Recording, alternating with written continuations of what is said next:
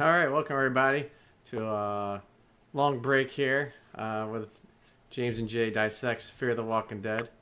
I'll go ahead and clean up the title screen back there because we're just going to be focusing on Fear the Walking Dead, not talking about the main show, Walking Dead, which doesn't come back for a little Yeah. bit now.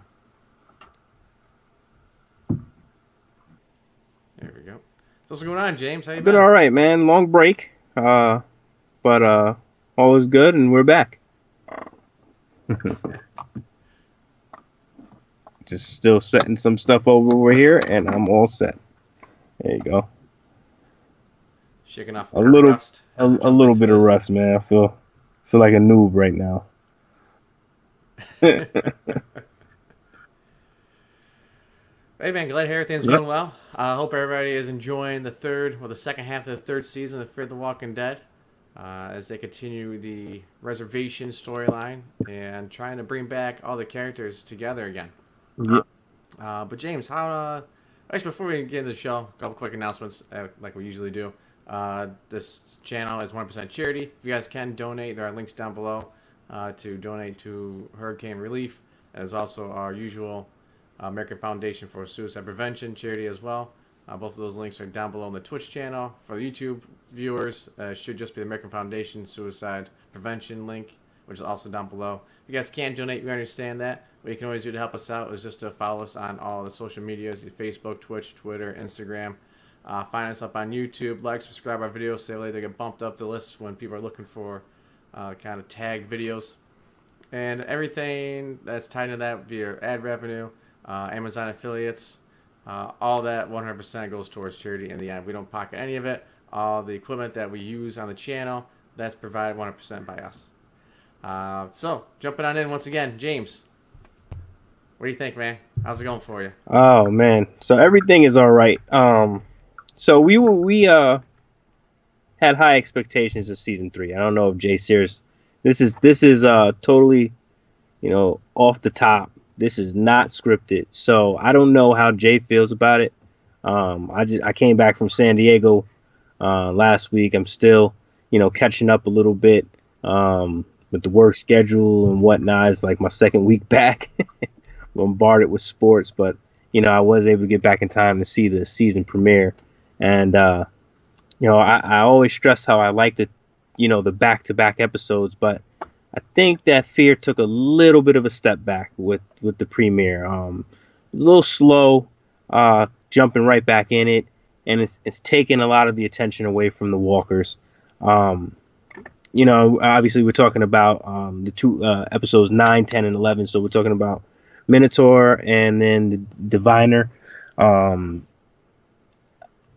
like where they were trying to go with it, but again, you have The Walking Dead, and that show is focused on the characters as if they are The Walking Dead. This show was supposed to be focused on the walkers, and it's starting to focus on the characters. It's starting to lose a little bit of its strong parts.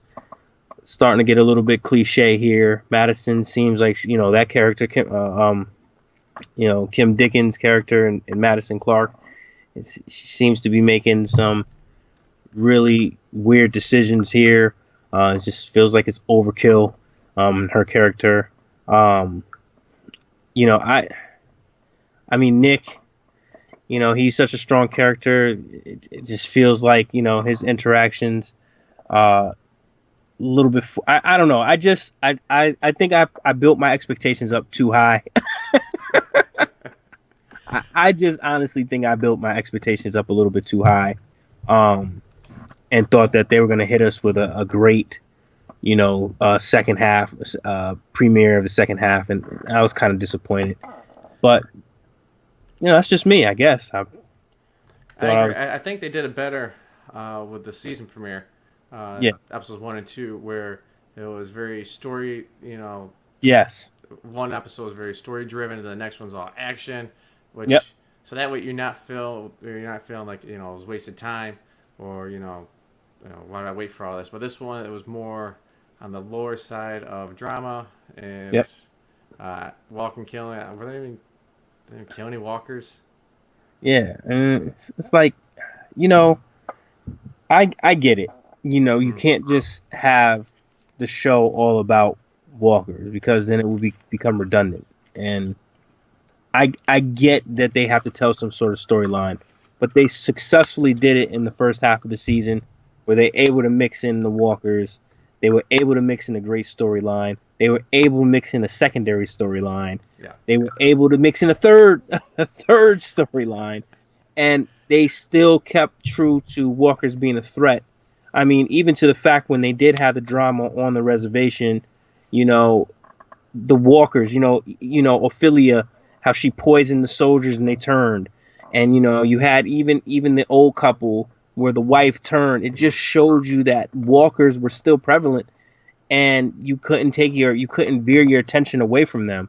I just felt like these first 3 episodes, even when they're on the highway in episode 3, we'll get back to that. But even, we're gonna get back to this, but even when they were on the highway in the beginning of episode 3, Strand throws a little, alarm, a keychain alarm, and it just deters a whole herd of walkers. Like they automatically went toward the keychain and forgot about this big tanker. So it was just like, now the walkers are being played and toyed with again, and they don't seem scary to me. And I think that when you take the fear out of the walkers, yeah, you lose a little bit there. Yeah, I think both shows have been having a trouble balancing showing that the characters are badass, but at the same time showing that walkers are dangerous. Yes, you can do both, but yeah, that was definitely a J moment there when he did that. I saw that, I was just like, really? Yeah, that's the Jocelyn moment. This little beeper is more. Yeah, that's definitely a Jocelyn. This giant ass truck moving down this highway, scraped against cars and shit. And just watching the first, it took me, and we have children and stuff. It took me 2 days to watch both of the episodes completely. Like, I like to watch the episode, and I like to, dissect it. Hence the name J&J Dissect. But it became a little bit hard, and they have strong characters. Madison, Nick, Troy, they have a lot of strong characters. Even Alicia is starting to, come into her own. You also, you have Ophelia, whose character, again, is, strong. Salazar, very, very strong. One of my favorite characters. Even, Strand is my second favorite character. They're starting to develop more storylines. You start to see that Strand was, I think that they kind of broke away from Strand's character as well. They started to show that he was a physically stronger character in the 3rd season, and all of a sudden he's starting to revert back to his con artistry. But it's okay if you do that, but what happened to you building him up as this, physically in tune fighter all of a sudden? Now you revert back to his basis. Why did you do that? So it's kind of like lapsing a little bit. So I'm nitpicking, but I think that I hold season 3 at such a high standard now, because they hit us with such a great second half of season 2 and such a great first half. The expectations are high. Yeah. So what are your feelings of the reservation storyline? I think that at the end of the first half of season 3, it was brilliant. They killed Jeremiah. I think that was brilliant, but the whole concept of Jeremiah was he took this land away from the Native Americans. He took it away from them, and he used, racism as, a dividing force. He does not respect people of color. He showed that when he didn't respect Ophelia. He showed that when he's not respecting the Native Americans.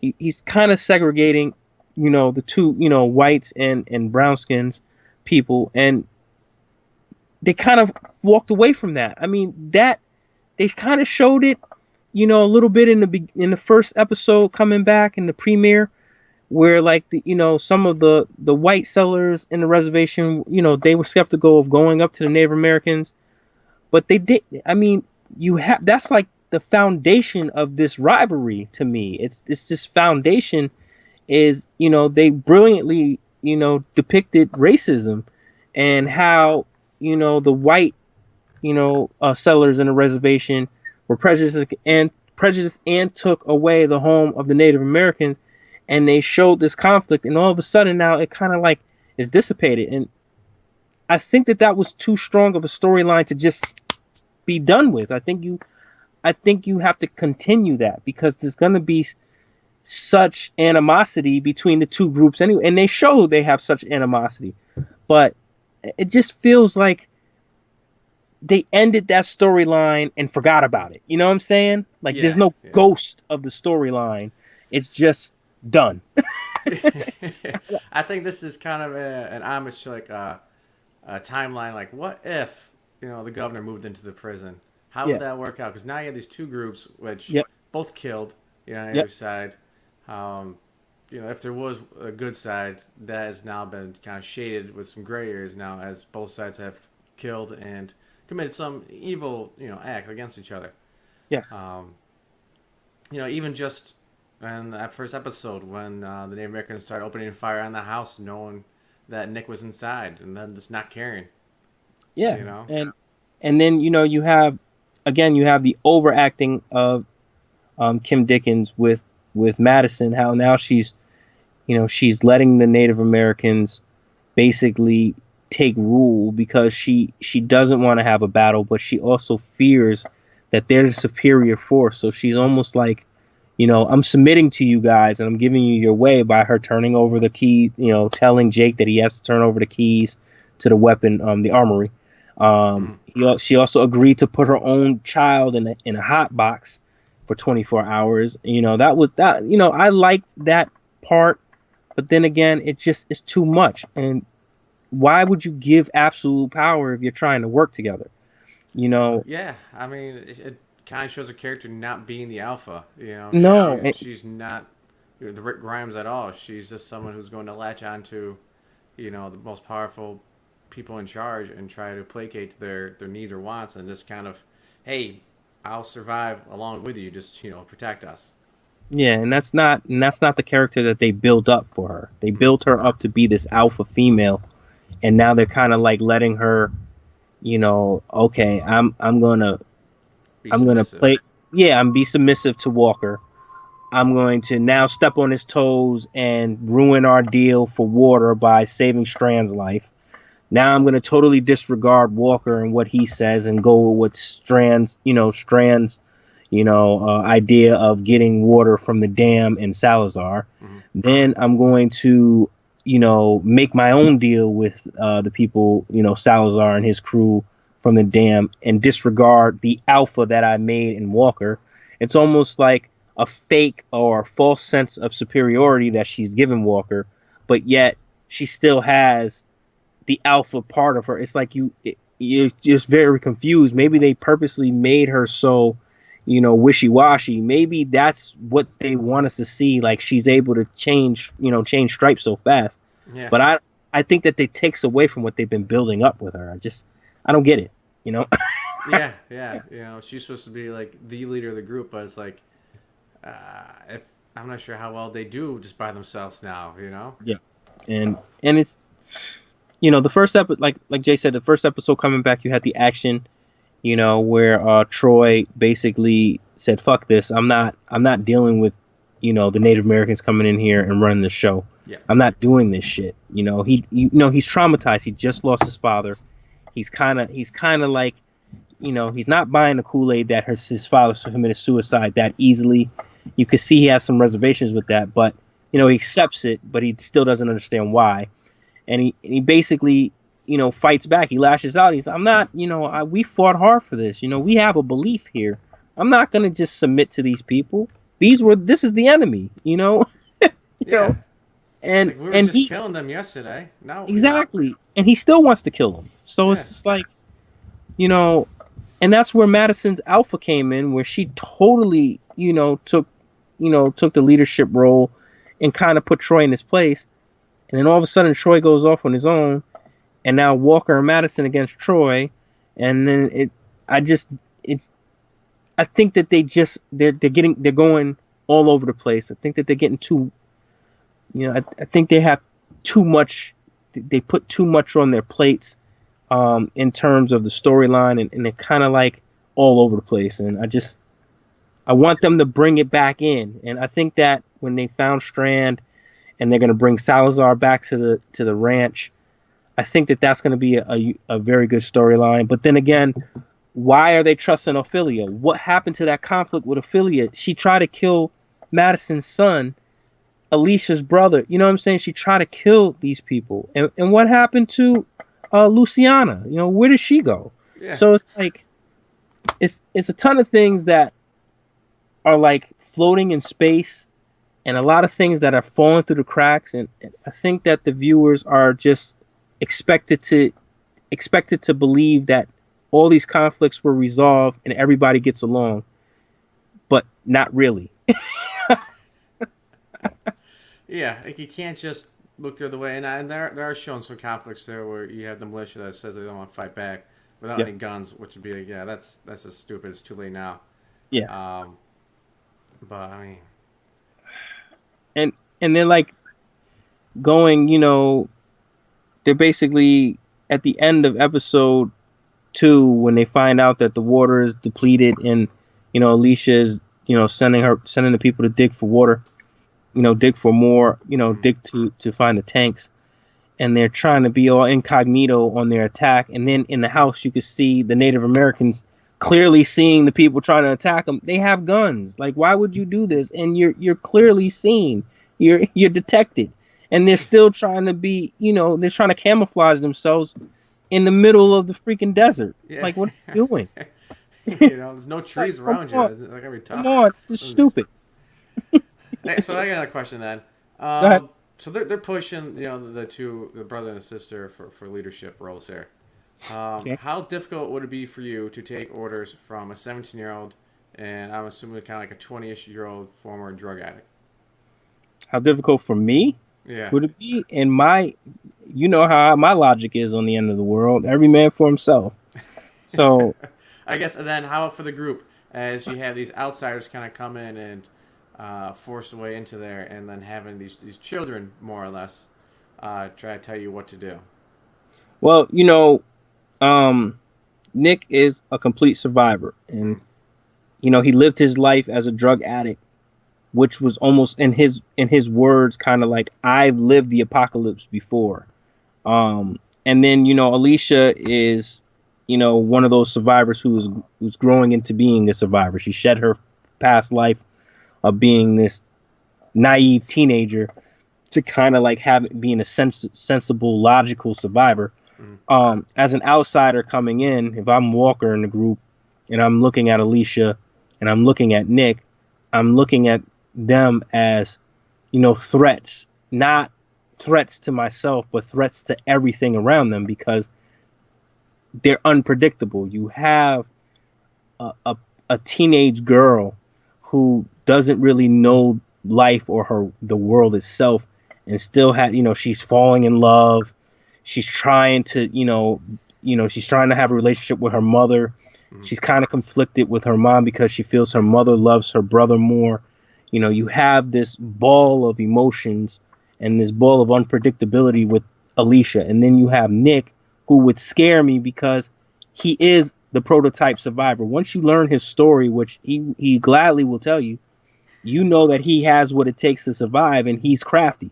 So you're looking at these two and coming in here, you can't trust them. And then Madison is so wishy-washy, you know, and you know that Madison is the mother of these two. So it's just like, I kind of have my guard up, man. I wouldn't trust anything they do. I wouldn't trust them if I was an outsider because of the unpredictability that they have. And just, you know what I'm saying? I also would be frightened of somebody like Nick, who clearly is not frightened by the apocalypse. Yeah, I think that's the scariest thing. Yeah, he's like, this is normal for me. This is. Yeah, he does not care, and it's like you could see in his body language, and that's why I like Frank Delane's character. Nick is so loose and so calm and so collected. His body language, the way he walks, he's not uptight, he's not structured. He just goes with the flow. His character is like water, you know. I go with the flow. I can be part of the militia. I could be part of the walkers. I could be by myself. I could be the brother of Alicia and the son of Madison. I could be a lover. I don't care. I just go with whatever, and it doesn't bother me. And he's such a chameleon, and he's so ignorant to the dangers of the new world that it doesn't fit. That would scare me, and Alicia would scare me because she's unpredictable, and she's some things that she does is logical, and the other things she does is totally emotional. So it's just like one guy I got to keep my eye on because he doesn't care, and now he's a killer. Yeah. And in Alicia, she's also a killer, but she's based upon emotions and unpredictability of being an adolescent. So it's like I'm an outsider. I'm like, man, I might have to kill these kids, man. I'm just not gonna do. Like, we gotta get away from them because, like you said, you just don't know what they're gonna do or what they're gonna try. I don't think they touch upon anybody in harm's way, but sometimes they'll just make a dumb decision because they're going off of emotions and they say no. Bam, that's it, and you kill, and I think that I think Nick is the strongest character, because I think he's the strongest character because the apocalypse doesn't exist to him, and he just doesn't care. And he still lives as if he wants to live. Everybody else accepts that they can die. Yeah. He doesn't want to die, and he doesn't feel like he should die. He thinks that he should live a normal life. Yeah, and he's one of the survivors who will do literally anything to survive. Correct. So it's I love that character. I think my favorite characters are still Salazar, still Strand. I like Troy. He's growing on me. Nick is still up there, and the rest of the characters, they gotta kind of keep them, Ophelia's character's changed completely, and she's kind of like a dormant, quiet character now, and I think that she could have been stronger. Madison, you don't know where she's going with herself, and Alicia, and Jake, he's weak, and Walker, that's another thing. Walker was such a strong character. Now he kind of seems like a complete prick and a crybaby. Yeah, like negative Nancy over here. What happened? And so I don't know. Like I said, man, a lot of people will like this, and they'll like the second half. And I'm a hardcore zombie fan. I want to see zombies. I want them to be a threat.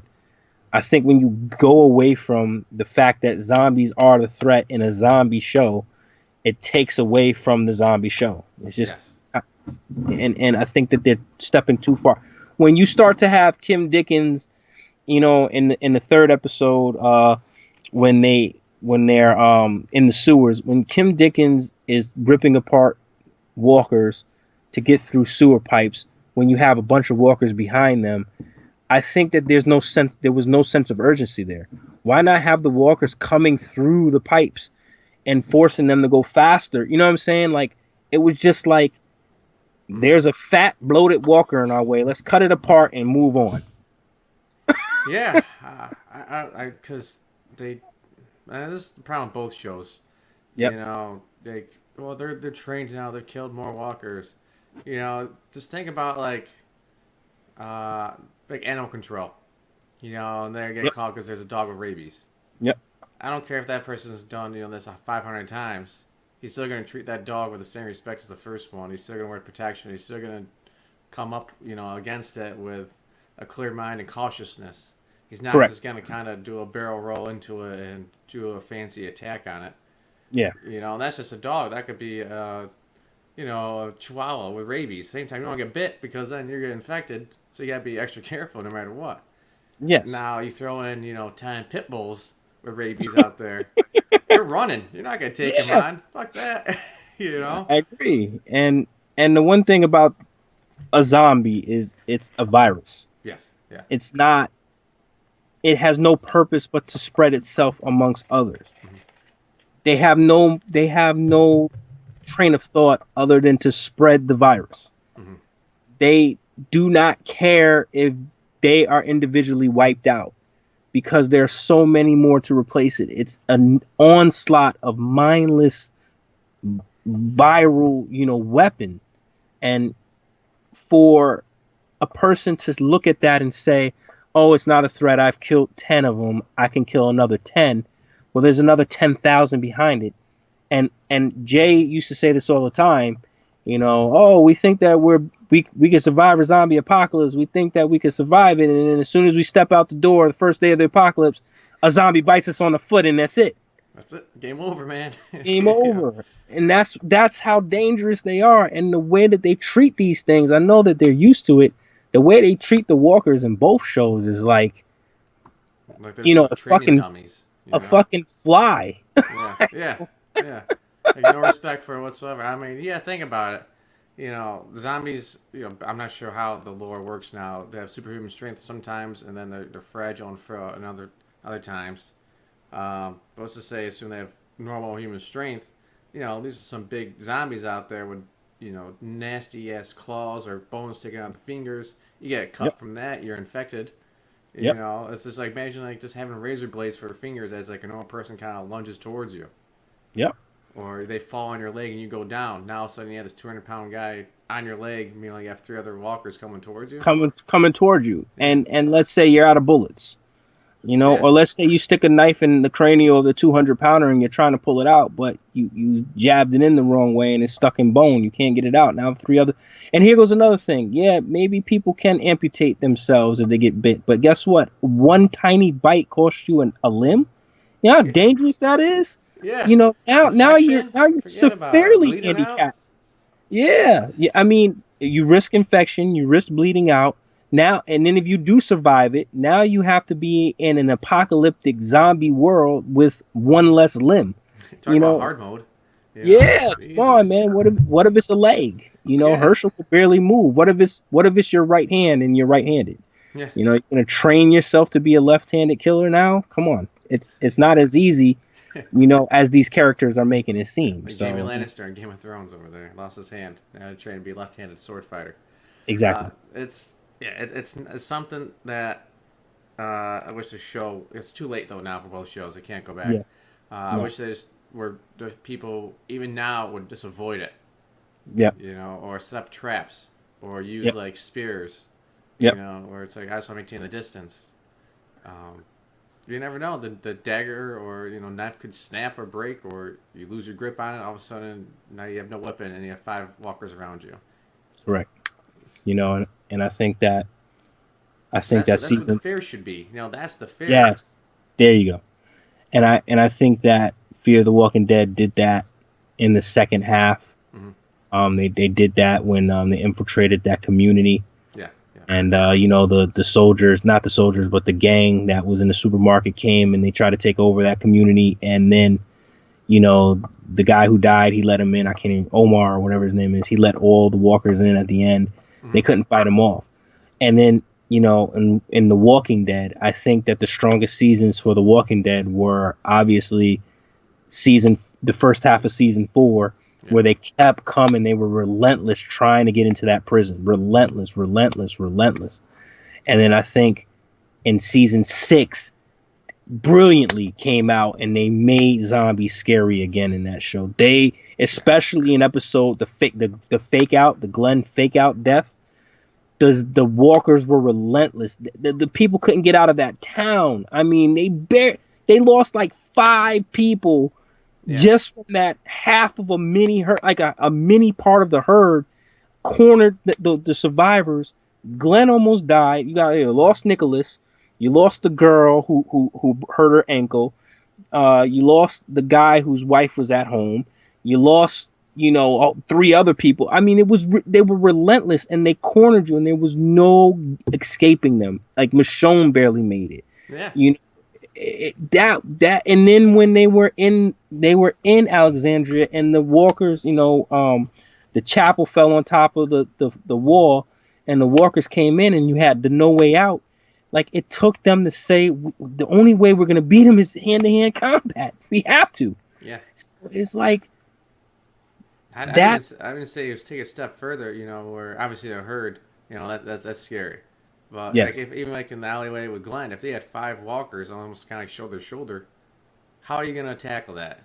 You can't. You maybe get one stab in, and maybe get a second one, but then some zombie is going to grab your shirt, pull you down. Exactly. It And is impossible to kill 5 what walkers in close about proximity. fatigue? They just keep coming. They don't get tired. They keep coming, and they said that in season 2 of The Walking Dead. You know, Yeah. Rick said it. They don't get tired. They don't get winded. I do. They keep coming, and their numbers are staggering when they're in herds. And these survivors are just like, fuck it, we don't care. And I don't think that the show should. I think that the show should give us a big time death, not by like Travis getting shot. They need to give us some deaths where the herd, infiltrates. Hopefully they're gearing up for it. Infiltrates the reservation, and a herd of walkers, hundreds, thousands deep, take out a good character, because that will show you that, again, this is the threat. Yeah, don't forget about that. I mean, Don't forget about these things out here. Yeah, don't get tunnel vision out of the humans. Yeah. These things still want to eat you. Yeah, and you got people shooting at the dam, explosions, all this other stuff. Remember, the one thing that they did in the first half is they showed that the hospital was overran. Mm-hmm. So it's just like, wow, that's the truth. You got that hospital. I think that in the second half of season 2, when the hospital was overran, I think that they did a good job, but they could have done better. Like I said, I think I'm staring away a little bit, but I think the first 3 episodes kind of make me say, what happened to this strength of season 3? Where is it going to go from here? Are they going to knock us dead in the back the next 4 episodes, next 5 episodes? Or are they going to gradually, again, doing that smiley face where they have, somewhat of a strong premiere and then, swooping guts and then a very strong finale? I don't really think that I don't think that that's good for the Fear of the Walking Dead. I don't think it's good for The Walking Dead either. Mm-hmm. I think they need to be more consistent. I think that they can't afford to have that swooping arc before they get to the ending, premiere and finale episodes. I think that they have to have some more substance in the middle. Where do you think the show is going for the season 3 finale? I think it's going to come down to, I think I touched upon it. I mean, I'm going to be wrong because I really don't know the exact direction, but I think it's going to come down to an internal conflict where somebody, I don't know if it's going to be Nick, Alicia, Walker, Troy, somebody's going to have enough. It's going to say enough is enough with the reservation. They're going to run out of water. Maybe Daniel Salazar. Maybe he comes back, or Ophelia, something happens to Salazar, or something happens to Ophelia, and Salazar just says, fuck it, sets up a trap, and then the herd comes in, a la Day of the Dead. Mm-hmm. And that would be a great connection, because the guy in Day of the Dead, his name is Miguel. This is for hardcore zombie fans. In Day of the Dead, Miguel Salazar, he was the Spanish army, the Spanish soldier who the other soldiers picked on relentlessly. Racist. They were racist toward him. Again, this kind of ties into Fear the Walking Dead. They were in an underground bunker. Miguel Salazar gets bit at the end. They amputate his arm. He knows that the other soldiers are going to kill his friends. He goes out. He lets all the walkers into the underground base, sacrifices himself. The significance here is Salazar's going to this reservation. Something bad can happen. His name is Salazar. Daniel Salazar, just like Miguel Salazar. I think that he can be, the catalyst of a big herd attack taking over that ranch. Hey, you guys want to be stupid and fight each other? Well, let these walkers in and kill everybody, start all over. Why not? That would be awesome. I think that would be a great way. It would split the group back up. It will kill some main members. It will make the group find somewhere else, form different relationships, be back on the road. I think that would be a great way to go into season 4 with a new show director. He gets a fresh slate, be perfect. They're probably going to do something stupid, though. Who knows? Yeah, I think we're definitely leaving the reservation, though. I think that's going to happen. We'll see where they go. Could be to the dam, could be somewhere else. Maybe they'll be like, we should go. Let's go east. I have some family members over in Atlanta, Georgia. Yeah, I know. That would be awesome, too. Or even if they started going east, and again, You know, they go east because maybe they do have family members in Atlanta, like you said, but maybe they, you know, maybe Madison and Nick decide that the way to survive is to become one with the Walkers and become the Whisperers. That would be even better. But you know, we'll have to see. You know, they're getting a new showrunner. Scott Erickson is going. He did a great job in the beginning. You could tell that they're kind of like tapering off here. I hope that's not because they are transitioning. I hope not. Yeah, I think we both we hope this isn't telling of the future of what's to come. And this is very eerily resemblant of season 3 of The Walking Dead. Very familiar to the end of season 2 into season 3. They started to go a whole different direction that didn't really make too much sense. So, you know, I hope not. You know, this is all just, to me, this is all just a tease because we got this incredible season 8 coming up for the real show. That's being broadcast everywhere. You know, I'm getting tons of questions about it. The main question I got was, when are we coming back? Well, the answer is now. We're here now. So that was the easiest question to answer. Another one was, you know, are we gonna do a complete review of season 7? We did a complete review of season 7, so no. We still owe everybody season 6 though. We'll get to that. We do owe people season 6. Another big question was, are we gonna change the format again? Are we gonna, you know, stick to the format that we changed it to? We'll decide on that. It's just good to be back. Gotta get into the swing of things. Just both busy, and summertime was a good time to take a break. But I'm excited. I mean, looking at this show, I was very excited for the second half of season 3, and now that it's kind of slow, I'm getting excited for season 8 of The Walking Dead because it's like it's doing its job as a filler show. Yeah, it is. But I wanted it to be special. You know, I wanted it to be, you know, its own, and I think that they were on the right path. And I wouldn't say they dropped the ball, but they definitely took a step back. They did. They haven't dropped it yet. But they're fucking around here. So yeah, right. Well, it's an 8 episode half season.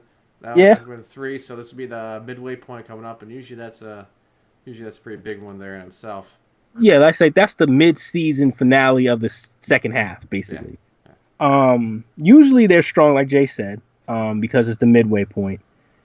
I still think that it has to be strong because you can't keep having, you know, the downward swoop. I really think that killed season 7 by having just that lulling slope of bad episodes.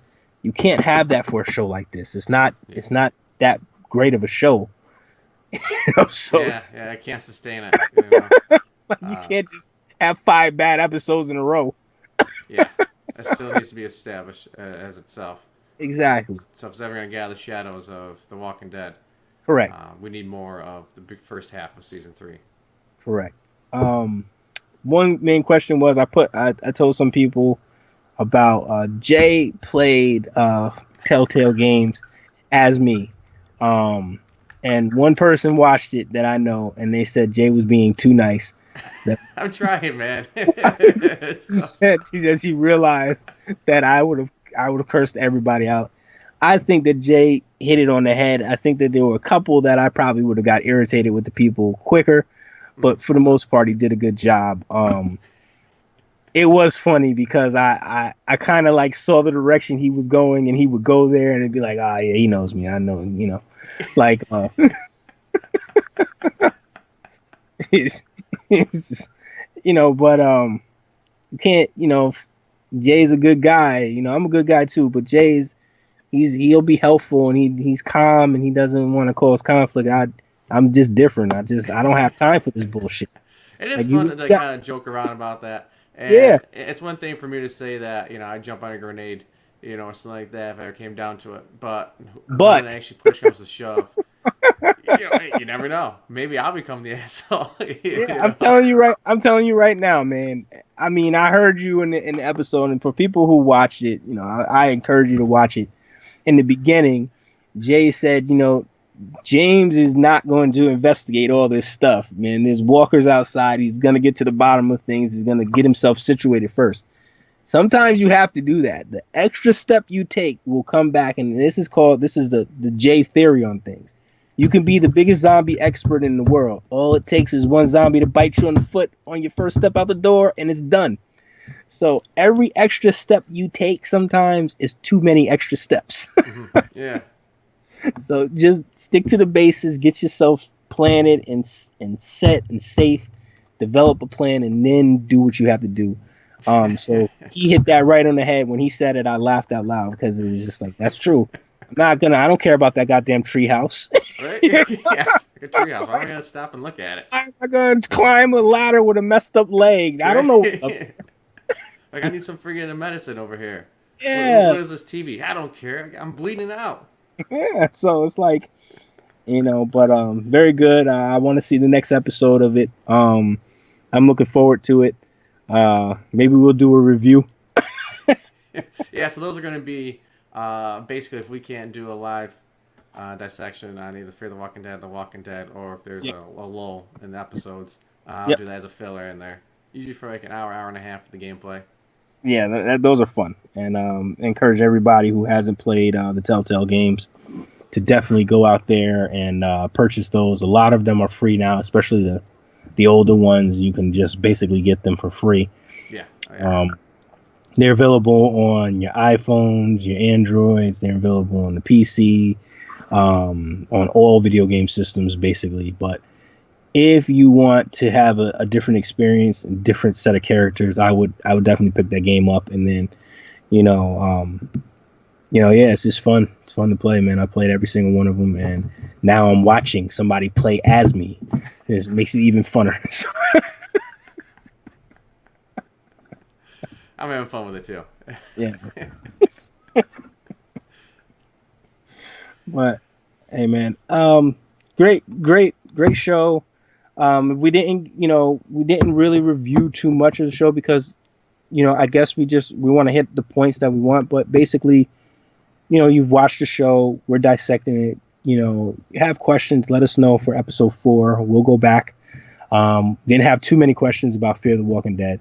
Had more questions about The Walking Dead, and I'm going to save those as always. If you had questions, you're going to watch, send them to me, send them to Jay. We'll review them on the next episode. Again, we're assuming you watched the show. If you didn't, watch the show and then watch us again. If you don't want to watch the show and just watch us, that's strange, but hey, whatever floats your boat, donate. Hey, we appreciate it. We appreciate it. But, thank you for everybody, who asked where we were. We're still on. Check out our old episodes. Just a plug in for Jay. I checked out the page and they got all sorts of new stuff. They got a makeup thing going. So I saw that and I said, look at these guys stepping there. What the hell is going on here? And I looked and got Makeup Quest. They got Telltale playing as James. They still got D&D. They're expanding. So, echo5studios.com. For everybody who I know, check out the webpage. Support us. Support all the Jay's other projects and Kelsey's new show for the ladies. And I guess some guys, if you want to put makeup on yourselves, there's nothing wrong with that, I guess. But maybe we'll get you down there as a special guest sometimes, James. Yeah, no. But yeah, we got some great shows. We're just trying to keep it fresh, try out some different ideas, trying to broaden our, shows out there just to get more views. And of course, more views we get, more clicks we get, more ad revenue we get, the more money we can donate towards charity. That's just the end goal. And of course, have fun with our friends. Yes, definitely. And it's just great doing the show, and it's great to be back. And I look forward to next week to see if episode 4 is like Jay said it was, a stronger episode. It's all gearing up to be a kind of a stronger episode, but who the hell knows? Maybe it's a filler episode. I don't fucking know. So We'll see. This might be like the apex. I think everything. This could be the turn point yeah, where everything kind of goes into motion towards the season finale. we did have one. We had one question. I will answer it about the trailer from season 8. So a lot of people asked about the old Rick. I think we explained that before. If you're a comic book reader, you know where that's coming from.